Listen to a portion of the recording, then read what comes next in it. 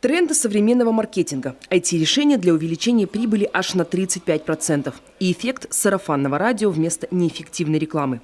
Об этом и не только. Доступно и подробно нашим предпринимателям рассказали ведущие бизнес-тренеры страны.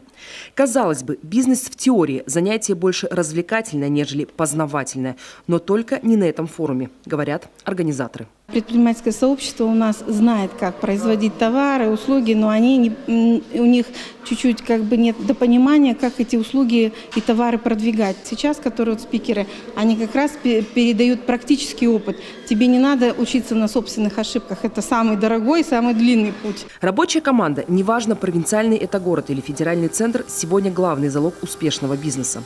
Правильная кадровая философия выходит на первые позиции наравне с IT-инструментами по привлечению новых клиентов.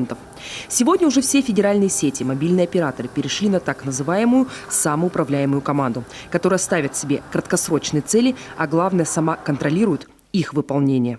Достигает высших и лучших результатов, нежели по старой стандартной схеме, когда планы ставились на год, когда не все смогли справляться с планами. Сейчас команда взаимозаменяема. В любой момент мы можем, допустим, достать какого-то человека из этой команды, поместить туда другого человека, и команда, и эффект команды, и, собственно, эффективность бизнеса не пострадает. Клиентоориентированный бизнес – это прежде всего умение мобильно реагировать на потребительский запрос. Здесь, говорят эксперты, регионы отстают и зачастую просто не умеют управлять клиентской лояльностью. Хотя первые, пусть и неуверенные шаги клиенту навстречу все же делают. Особенно сложно тем, кто занимается розничной продажей одежды. Мы работаем только на акциях, только на скидках, только на каких-то заманчивых предложениях, потому что потребитель, он очень избалован, и на самом деле есть много конкуренции, то есть Алиэкспресс, всякие различные сайты, которые также занимаются продажей одежды.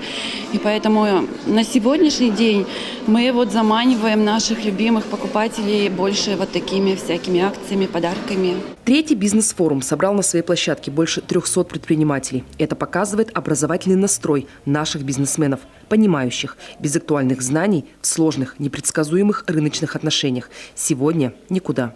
Виктория Палкина, Иван Богомолов, телеканал Юрган, Сыктывкар.